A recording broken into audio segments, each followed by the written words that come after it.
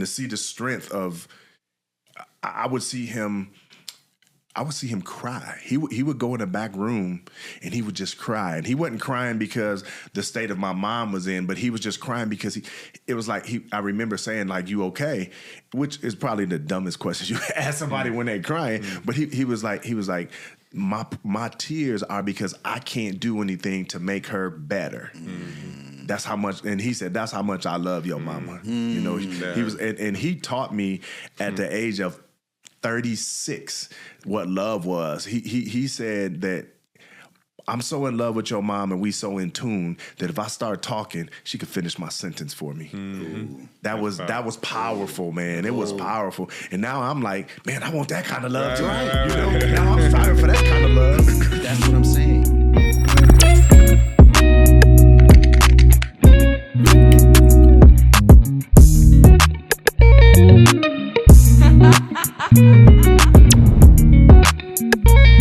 Fellas, what's going on? I gotta have my glasses, brother. Yes, sir. I'm over 50, brother. Listen, I tell everybody, keep living. Right. Keep living. You're gonna need these. Right. So listen, I got my brothers here today. I'm super excited. You got to give me a minute, family. I gotta do the intro to show you the men that are sitting next to me. They're doing some amazing work.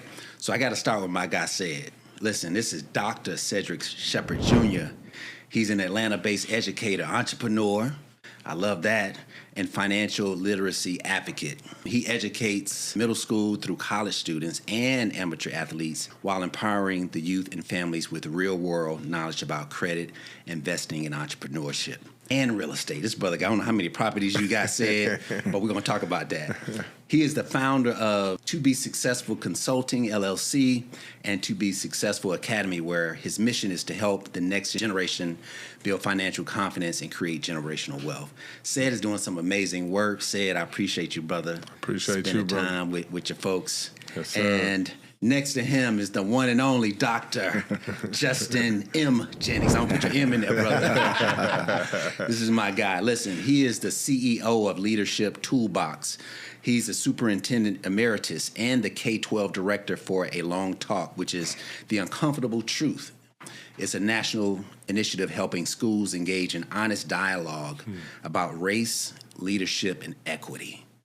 Dr. Jennings previously served as superintendent of the Youngstown City School District, and he's held leadership roles including assistant superintendent, director of special education. He's a graduate of Purdue University. Oh, yeah. Yes, sir. Yes, sir. Bro, he earned his doctorate of education from the University of Michigan and now resides in Atlanta with his beautiful wife, Dr. Sharonda Jennings. Welcome to the podcast, brothers. Thank you. Listen, I'm super excited. I'm going to take these specs off now. Excuse me. Yeah. I got my guys here. We talked about having this conversation, and I think it's needed. Yeah. And this is the conversations that men need to have, but don't. Yep. So this is Real Talk with Kee and Will. Our partner in crime is not here. She let the fellas, she giving us, they got a hall pass today. I can't believe she let me get up here by myself. Right. So Kee, shout out to you, baby. Love you for giving us this opportunity. But fellas, we're just gonna talk. We're gonna be real today. We're gonna talk about some of the pressures and the things that we deal with as men. And obviously us as African American men, there's another layer of stress, right? Here in America, right? So we're gonna talk about that and just really figure out, number one, we wanna have this space of being honest and transparent about what we're truly dealing with. Because as a black man myself, navigating this world that we live in, even as an entrepreneur myself, there's things that we have to combat, and we really, sometimes we just sort of hold that to ourselves, and we sort of figure out how we're gonna manage it, but not realizing we need to share that, right? And figure out how can we help ease that stress. So let's talk about it. Yes, sir. So what's some of the things we deal with, brothers? The pressure of sort of being the strong one and you know, carrying the weight of being the provider. Yeah. Right? Yeah. What's your thoughts? And what first comes to mind? Jay, I'm gonna start with you, Justin. Dr. Jennings, what comes to mind when we talk about the pressures that men deal with? I mean, there's so many things we talk about mental health, but as you were talking, it came to my mind a story about you, actually, you and Kee, and your work in the real estate, how racism is prevalent. And I say sometimes we're the only blacks in the room, and people don't understand that it makes as men, as black men, we have to have this two-ness. We have to learn how to. It's kind of like that light switch. We got to learn when it's the right time to be hood and when it's the right time to not be hood. And I think that's a balance that for some people can't strike it. Right. And that's a problem. But we have to learn to do that, because whenever we do anything, whether it's education, whether it's real estate, we have to be that much better than anybody else, because they expect us not to be. And if we make a mistake, it's flawed. And even look at, like, one of the things I think about, you think about coaching right now, basketball, football. If a college coach or a professional coach, black coach gets fired, more than likely they're not going to get another chance. But if a white coach gets fired, next thing you know, they're somewhere else, or they have a losing record. So really looking at striking that balance, but also looking at how do we bounce back? Yeah, I mean, to piggyback off what Justin's saying, you got to be versatile. Versatility is something that I heard playing sports. Then realize you need that in life, and from being a provider, being a good partner, being a father, being a son, being a grandson, being a nephew, I mean, being a godson. I mean, you can name it, man. We wear a lot of hats, and I don't think people really understand all what we have, and to Justin's point, we have to be strong at the same time, It's difficult for us to be vulnerable, and being able to express that, because of the fact is we always have been taught to be strong. Yeah. And that's something that, we feel if we are vulnerable, we relinquish that strength. Man, what's interesting is Justin, when you were just sort of explaining sort of things that sort of the different situations that we're in, and we sort of have to play the role. One word came up to me, and it's code switching. Mm-hmm. And a lot of other ethnics don't really have to deal with that. Yeah. Mm-hmm. For us, we have our corporate face, if you will, and it's not about not being who we are, but there's an expectation where in some situations we can't wear our hair like we naturally want, right? I remember when I had locks, believe it or not, family, I had locks at some point. But when I had my locks, I remember when I was in my corporate job and I was growing them out, and I remember people saying, hey, well, what's going on with your hair? It's like, this is my natural hair, right? And someone even pulled me to the side and said, hey, what's going on? And what was interesting, it was an African-American gentleman that pulled me to, an older gentleman. And I guess he was trying to school me, if you will, and he pulled me to the side and say, hey, I like you when you had your hair low. And I was shocked. Right. Like, bro, you a brother, like you, but again, it's the systematic, and I understand he meant well. Yeah. He meant well, but coming from him, I was sort of taken aback, like, this is my natural self. Right. But I understood, right? Because when you're in corporate America, you have to go by the corporate America rules. That's right. And I tell folks I'm mentoring, hey, listen, I know you want to wear your dashiki and you want to do your things, but you're in their business. That's right. This is not your business. That's right. So when you're in their business, you have to conform. Yes. Right? Yeah. And that's just a reality. Yeah. But that adds to the pressure we're talking about. Yeah, absolutely. Yeah. Right? Yeah. Even though we understand what it is, it's the pressure of, okay, I'm in this environment. I cannot be myself. Right. I have to convert and do what I need to do to excel and make it happen. Right. Yeah. And to go on that, I mean, the corporate space that I've been in is being a professional basketball official. So when you're in a game and you're the only black official and you got two other white refs, and then you're in a mostly white environment, 10,000 plus fans, and when you come in there, you got to stand and put your head up high. Yeah. Because you're going to hear it. If you make a bad call, if you get into it with a coach, you call the tech on the coach, or you miss a couple of plays, they coming at you. Yeah. Then when you go in at halftime, the refs, the two white refs, are basically saying, well, how'd you see that play? Where do you see that at? Yeah. So, you have to be careful of being in defense mode and basically, let them know, hey, this is what I saw and stick with it, So, and then to your point of what you're saying, hearing it from a brother, it really makes you look kind of sideways, because when you have a brother coming to you, then they're saying, hey, you might need to, tone it down, or you might need to, listen to them. It kind of makes you like put your eye open. But I understand it though. Yeah, I get it. No, I understand it. Yeah, I think I told you I'm writing a book, and the chapter in my book is about my hair, because like you can't see anymore. I had dreads. I actually had them twice. Just your dreads were like down. Right. And the first time, the reason why I grew out my dreads is because I was coaching and teaching at a school, and the school, this is true story. The school told me that my players could not play if they had braids or anything like that in their hair. They could have a long hair afro, but it couldn't be braided up. I mean braided, not dreads. We're talking about braids. So I said, you know what? I'm growing my hair out. So I grew my hair out and grew dreads. Time went by, and then transforming, I became an administrator.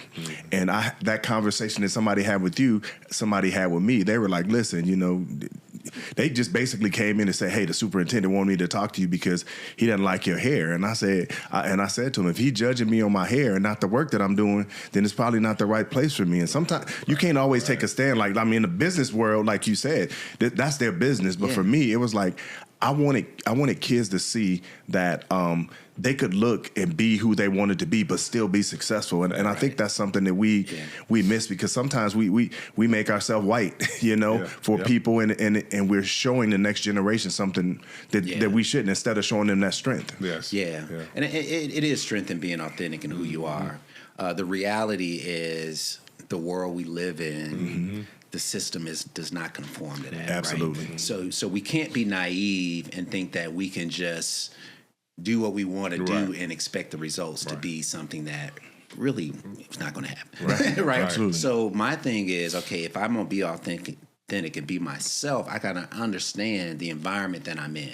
Right. So if I'm in corporate America, if I want to excel the corporate ladder, you got to understand your environment. There are some corporations that welcome it. Yeah. They welcome the authenticness of yourself. They welcome the individual. There's others that don't. So I tell all my folks, hey, evaluate your situation. Don't be in there trying to bulldoze things, and you're gonna end up without a job. That's right. Right? You know what I'm saying? Real. So if you're gonna be that, you got to understand, okay, if this doesn't work out, a plan B. Yeah. But my thing is understand your environment. Right. Don't be naive. And, working in the education world, coming back and being in that atmosphere, and we have a black leader as a principal. You see the stress. Yeah. You see where he's conforming to what he believes how to run his school, like how we grew up, where, the principal ran their school with nobody from outside coming in, to where you have to listen to people from the main office, regional office, come in and tell you how to run your school, and they don't know your student body, they don't know your staff, they don't know the morale, and it's frustrating. I can only imagine, and so it's tough, and then for a black man, when you're in the environment where, I'm working with kids where, they might come to school 3 days out of the week, and so with that being said, it's all about enrollment, but at the same time, you have to know how to deal with those parents and still encourage them. But at the same time, you got the region on the main office coming and telling you, hey, you need to make sure you're doing this and doing that. Yeah. It can be frustrating. And then you got a family. And to Justin's point, and he's the head coach at the high school. So balancing all that, I can only imagine. It's tough. And it creates something, you hit on it, creates something at home too, because when you get home, you want peace. And anything Wait, say that again. You want what? I said, when you get home, you want peace. Oh my God. Man, ladies. I struggle. Okay. I know. I'm just saying, ladies, do you hear that? I struggled for a while in my relationship with my wife, because I was a superintendent, and I'm at a board meeting, and when you're at the board meetings, everybody telling you what you're doing wrong. You don't hear what you're doing right. Then when you come home, and not necessarily that my wife was telling me I was doing something wrong, but that's what I heard. In our conversation, we talk about that stress and what it brings. Our conversations, I had to stop and I had to start talking to her like, hey, this is what you're saying to me, right? But this is what I'm hearing. And then after that, it created a different environment for us because she wasn't cautious with what she was saying, but now she understood that if she didn't say it the right way, I was hearing it a certain way. And when you got people telling you all day long you're not doing something right, and you come home and you're hearing the same thing, it's not healthy. Right. And now it gets to your mental health. That's something totally. Right. I mean, that's something. Oh man, Will, we don't talk about it as men. And you hit on something earlier that. As men, we don't talk like this. What we're doing right now is so special because we're taught and we're raised that we're supposed to be competitive with each other. Right. I'm not supposed to help you out because if I help you out, you're going to get more than me. Instead of why can't we all get something together? It's a different, it's that dog eat dog mentality, which isn't right for us. Yeah. Yes, and I'm all about collaboration over competition. Man, who you telling? Let's better together is what I say. Yeah. What other pressures you guys feel that men, we don't really share? We deal with, but we don't really share as men. I mean, for me, I think it's the day-to-day.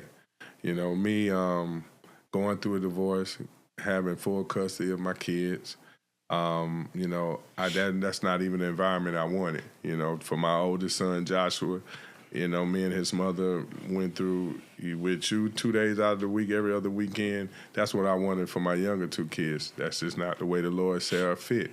So with me having full custody of them, and thank God for Trina, you know, but at the same time, you know, that responsibility of making sure that they're taken care of, they're active kids, you know, you're dealing with emotions. I have two teenagers.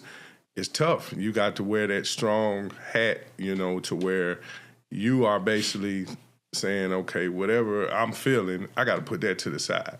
You know, I tell people all the time, I don't even know how it is to live for Cedric because I had a child at 23. Mm-hmm. So I'm 47 now. Mm-hmm. So with that being said, I've never known how it is to take care of me. I've always had to take care of somebody. You know, it's interesting when you say that. Mm-hmm.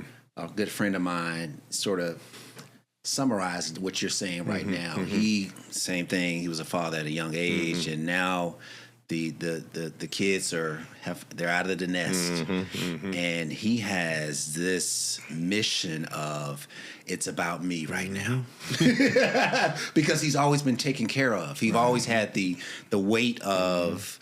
Are you good? Okay, we got to make sure you get you in school. We got to make sure and he always had that responsibility. Now, and I understand it.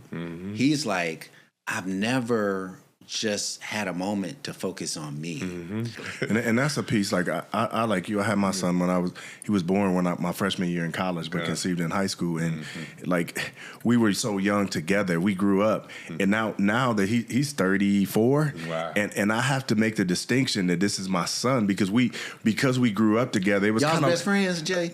I wouldn't say it wasn't be best friends. It was like I raised him, but I was his big brother because we were so close to age. And now, like when we talk, I have to catch myself because I'll be like, "What's up, bro?" Right. And I'm like, "Hold on, this is my son." I'm like, I have to correct myself, man. What's going on, son? And it's something totally different because it's not something we supposed to do, but it happens. And I think as men, when something like that happens, we just have to realize that, you know what, it happened. This child should not be the go-between or the thing that you use to hurt somebody. But that's what happens with our children sometimes. Yeah. Our children are used as pawns. I mean, and that's something that we have to do different, be a protector. And like you said, I don't know how to be me. I'm 51 years old, and my whole adult life, I've been taking care of a kid or taking care of children. Even now, it transitioned from my son to my grandson. So now it's something totally different. But do you feel, because I don't have any kids, but I can somewhat empathize and see the perspective of a parent that has raised a kid and now they're there for themselves. But I feel like at this age I'm at now, I'm 54. And you get old, you start forgetting what year it is. I'm 54. So I don't see anything wrong with having some level of selfishness. No. Because this life is so short. Facts. And I'm all about doing for others. Yeah. I think all of us have that heart. Yeah. But at the same time, we really need to also think about ourselves. Yeah. I think that level of pressure that we're talking about, Yeah. where we can say, you know what? No, I like to do things too. I want to do what I do, whether it's golfing, whether it's going to, see concerts, or whether it's just sitting on the couch watching TV. Yeah. Like, at some point, we need to be able to communicate to our significant others, like, listen, this is what I like to do. You may think it's crazy. You may think it's whatever, but give me my time. Right. I think it also depends. I don't know. I can't ask the question, but I know you grew up with your father. I don't know if you did or not. I did. And see, one of the questions that I ask is, at what age did your dad tell you he loved you? Do you hear him say, "I love you"? See, that's something deep that we don't think about, because if you haven't had that, you have to develop it yourself. Not saying that he didn't, because he probably did, because he didn't have it. But that's one of those things that we don't talk about. My dad didn't tell me he loved me until he dropped me off at Purdue University. He was dropping me off at Purdue University. Was the first time I ever heard my dad tell me he loved me at 18 years old. You know what I think it is? I think that generation didn't really know how to articulate themselves. Absolutely. Kee and I talk about this all the time. Absolutely. That she was a grown woman by the first time she heard her dad say, "I love you." And she was like, "What'd you just say?" Right. Like, and I'm thinking back even in my own life. My dad, I was an adult as well. I knew he loved me, but to actually hear them articulate it, I remember he saying, "Love you, man." Yeah. Those words, and even though it's something simple, it means so much. Right, absolutely. It does. And then, for me, not having my dad around and saying that, but having coaches. That's why I'm so big about athletics. It's not about being professional. It's about the brotherhood, the impacts of mentors. You're learning discipline, you're learning structure, your character is being built. When I had coaches that tell you, "Love you, man," that meant the world for me. And so that was enough for me to fulfill that void of my father not telling me that, because I'm big on actions. I think that's so important. I feel like as men, and it seems as though a lot of us didn't hear that, or that affirmation that, I love you. My mom told me she loved me all the time. Same here, brother. Now I'm a mama's boy. But we need to hear that. And I think we really need, as men, we need to be okay with saying, "I love you, brother." I love you. You know what I mean? And that needs to be, commonplace. It doesn't need to be so, "Oh man, you love me, hold on." No, bro, I love you, man. And the other piece, you hit on it, was like, also as men, our daughters have to see that. And we have to say it to our daughters, man. That we are the gateway to everything that they're going to have for the rest of their life. The way that they see us treat another woman, whether it's their mom or whether it's our girlfriend, whether it's their stepmom, the way they see us treat them is the way they're going to expect to be treated. So if we hollering and cussing at our whoever we're with, that's acceptable to them, because it's what they see. But when they see, I think I told you the story before, when my daughter first went on her date, I said, "Listen, you a queen." I said, "Now when you go outside, you see me every day. I open the door up for mom. Every time she get in the car, she wait, because she know I'm opening up the door." I said, "When that young man come pick you up, you better, if you stand there, if he don't open the door, I'm telling you right now, I'm looking out the window and I'm coming out to get you." I said, don't make me come out and get you. Walk your butt back in his house." And exactly what happened. He walked out, he went and got in the car. My daughter she looked down at the door and looked at me, because she know I was there. She looked down at the door and looked at me. It took her about 15 seconds. She started walking back towards the door. Young man came in the house. I said, "Listen, man," and I just broke it down to him. "I don't know who you got at home, whether it's your grandpa, your grandma." I said, "But this girl right here, this is the queen. You got to open the door for her." So what you did, Jay, in that moment, because that young gentleman just probably didn't know. Right. A lot of us didn't know. Absolutely. The fact that you sat him down and say, "Listen, this is how a woman is supposed to be treated." He probably remembers that to this day. That's deep. And I didn't realize until I came to Atlanta. I'm from Miami originally. And I came up to Atlanta. I joined a organization here, 100 Black Men of America. I think at the time I was one of the youngest members. They had to check the bylaws. And I said, "Can we get this guy in?" And they voted me in. But it wasn't until I came and really started hanging around men in that organization and really start seeing what they were doing. They were doing things like you're saying, opening the doors. Yeah. They were verbally saying, I love my wife. Yeah. And I'm sitting back like you really love your wife? Or Yeah. you just, because I grew up in that sort of, you just have, you do what you do. Yeah. And I was like, wow. Yeah. They matured me and they grew me up because I actually saw them doing not only what they said, I saw it. Right. So I think having people like you said, you set that gentleman down where he was like, oh my gosh, I met a gentleman. This man said, no, this is how you do it. Right. And I think we just need more of that. Yeah, you gotta have more of that because that's what's missing.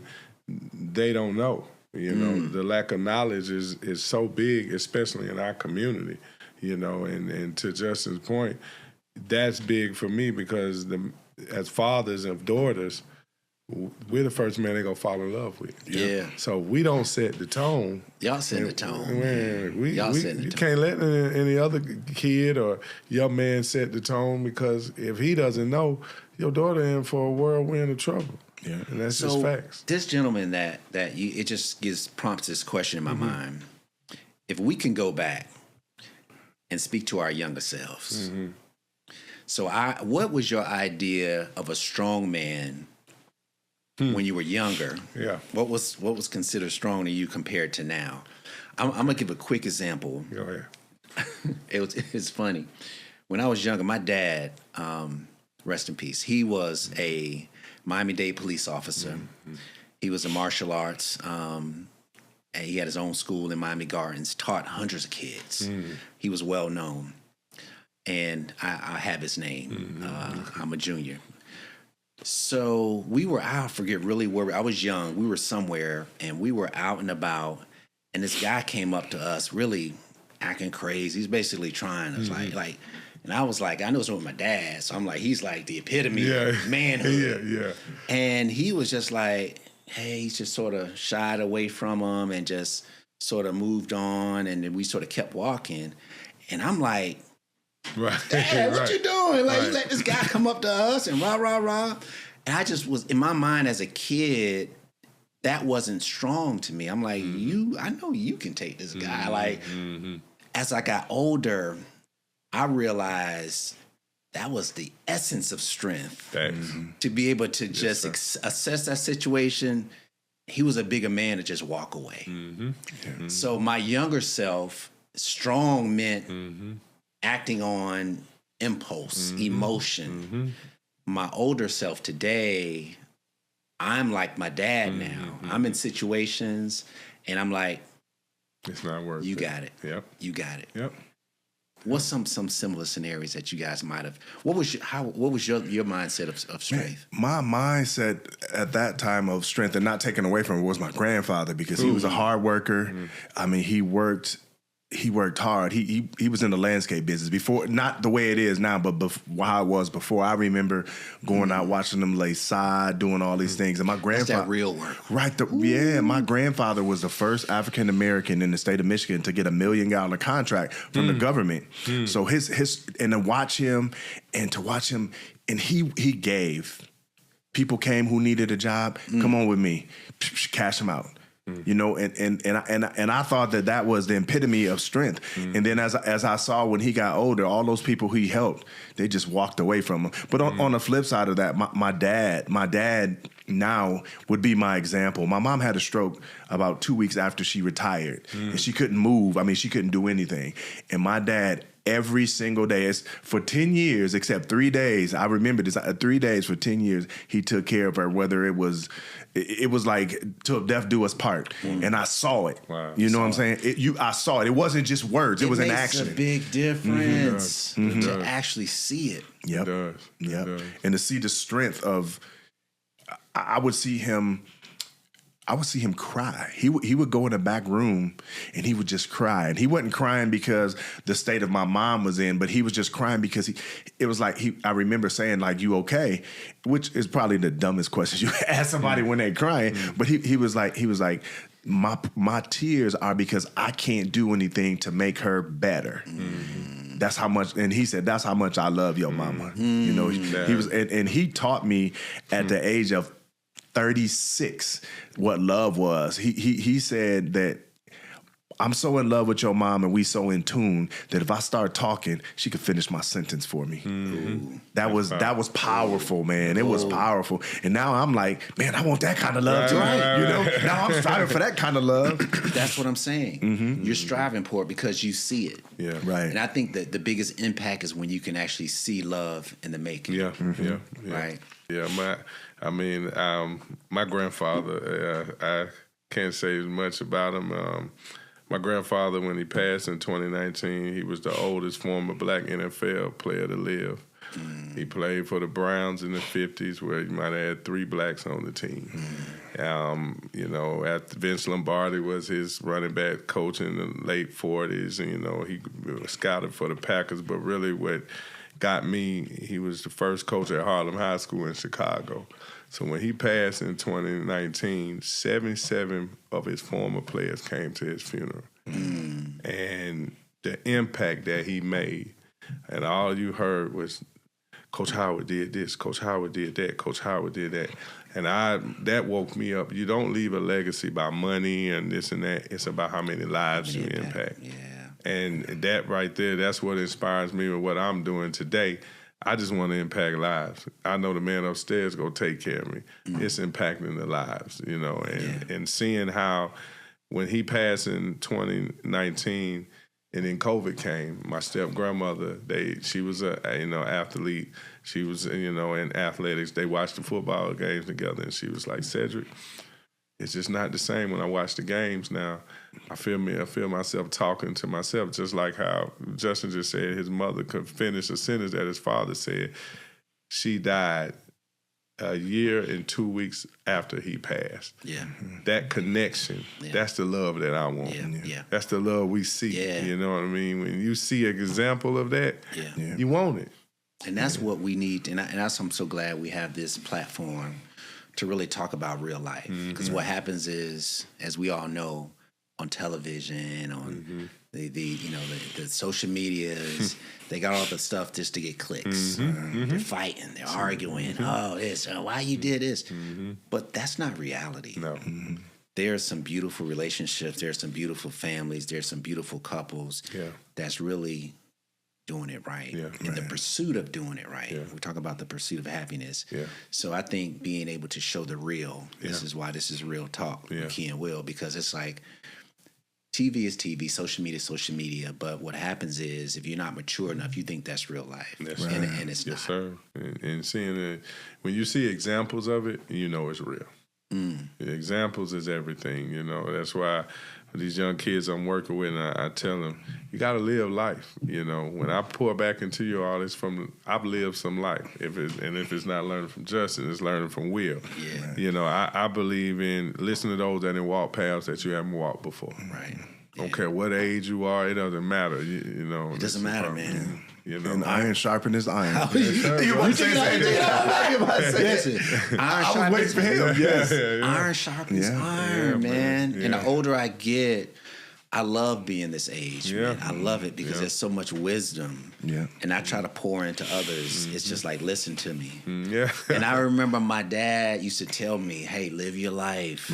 You know, he used to just say little things. And now I'm getting it. You're getting it now. Because he was towards the end, but he was trying to tell me, like, hey, you're doing it right.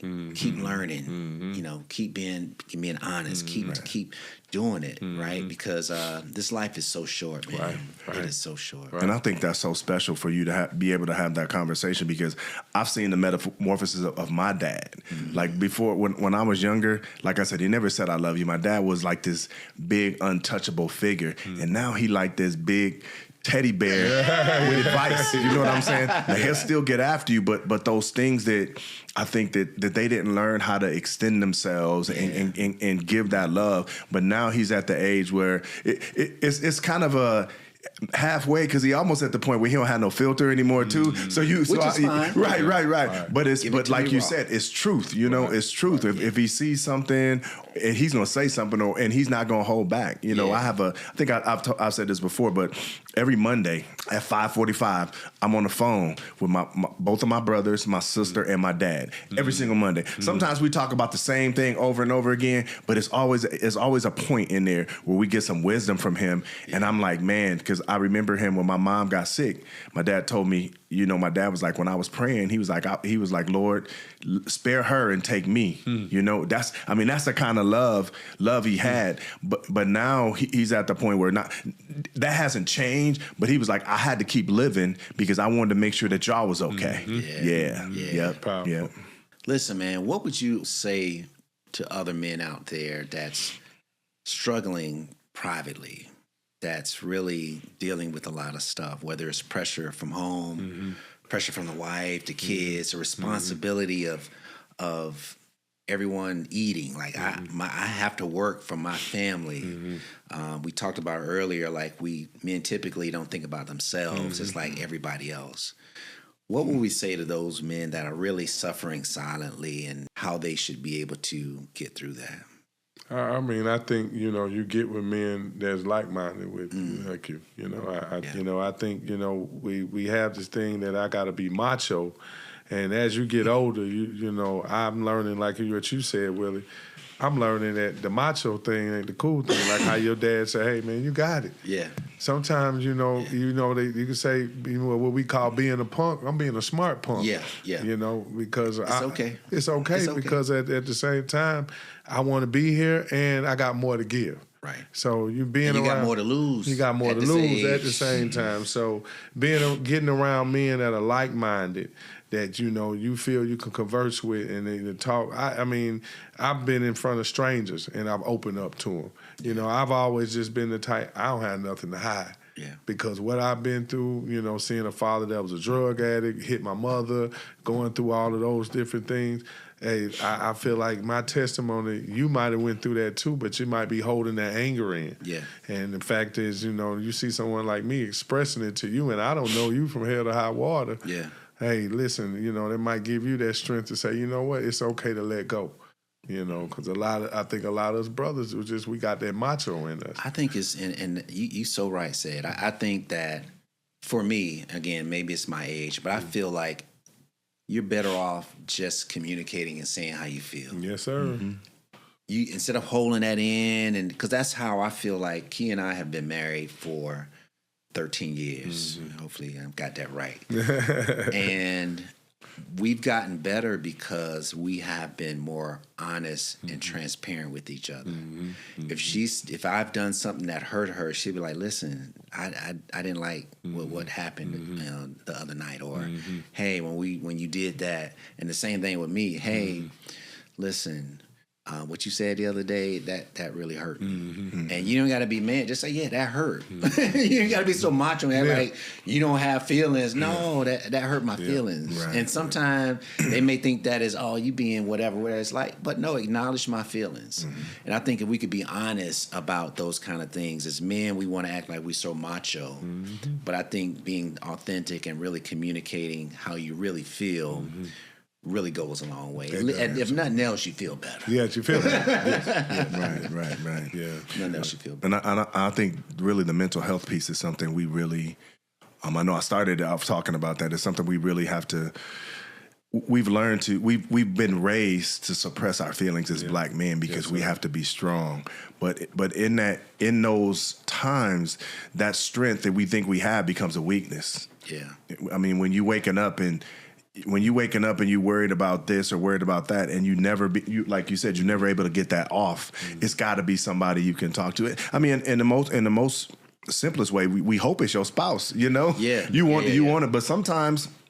Hey, let's keep it real. Sometimes they the stressor. They're a bigger stressor than anybody else. You know what I'm saying? Yeah. So I think that's important, especially when you pick your spouse. That's got to be something. We fall in love with a face. We fall in love with a body, but that face and body fade away. Justin, we ain't got time. We about to go in on that. Right. We got to have another podcast on that. We go talk about that a little more. Yeah. But it's important for us to be able to lay our troubles down, and this is outside of the spirituality piece, because we sometimes I say this and I might get in trouble later, but sometimes our idea of the spirituality piece tears our human side up because we don't make the distinction. We rely on something that we don't know and we're not sure of, and we give it everything. And a lot of times we in the mess because we put ourselves in the mess. Right, and we want somebody, we want God, or we want somebody to get us out the mess. But like, if you would have took the time to do this, you wouldn't have to worry about that because you wouldn't be in that mess. And I think that's important too for us to be able to do that and bounce off people. Yeah.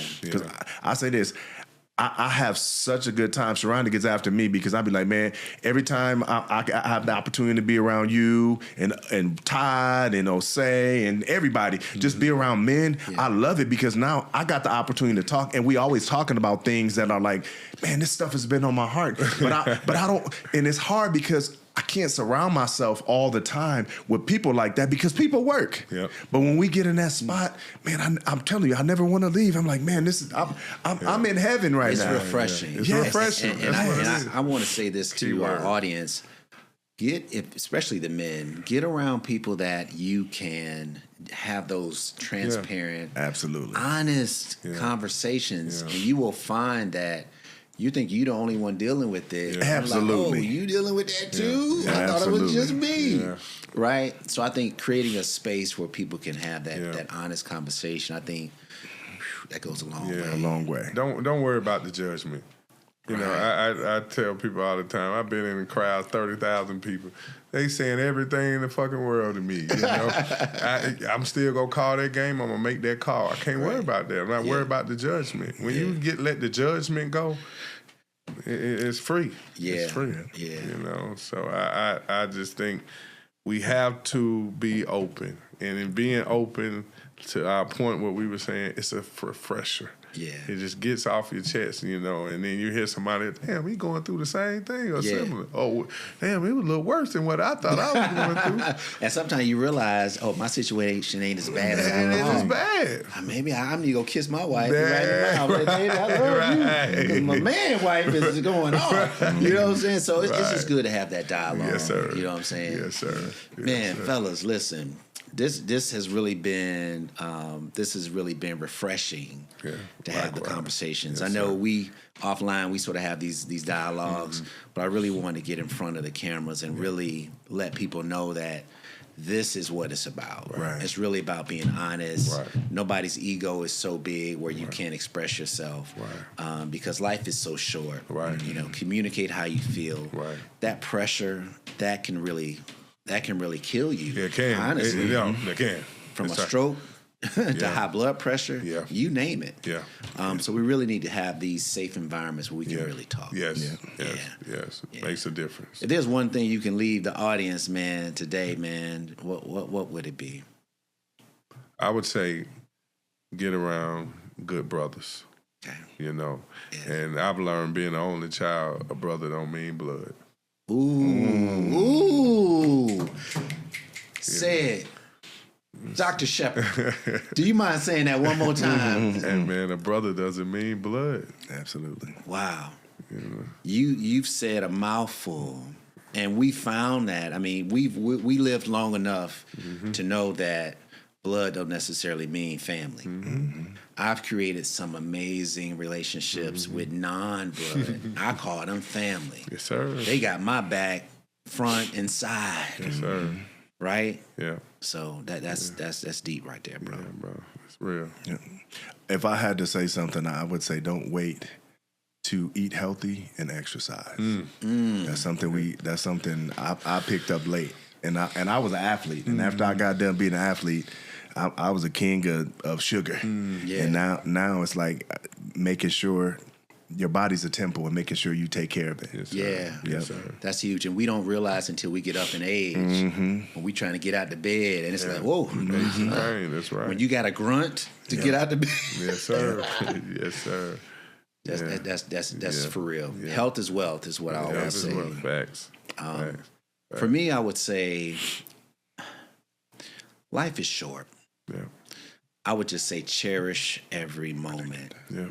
Don't spend your days worrying about something you can't change. Yeah. It's your life will pass you by. Yeah. And at this age, I've had family members, parents, good friends pass away, and just looking at their lives, they didn't fully fulfill it. And I don't want to be that person. Right. So now, every day, if I see my guy just, hey man, I love you, bro. I'm gonna tell you I love you. Like just being honest. I think when you're that way and cherishing each moment, your days are longer. Yep. Yep. Absolutely. Your days are longer. Yep. Yeah. Is that the benediction? That's the benediction, brother. That's the benediction. Hey, My God.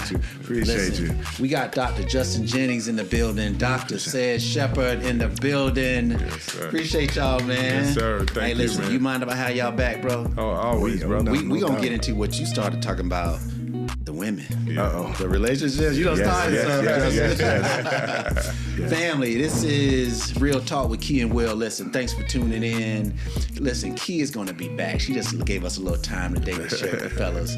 Listen, check us out, keeandwill.com. I'm your favorite realtor. Kee is your favorite realtor in Atlanta, Florida, and Alabama. We love you guys. We'll see you on the next episode.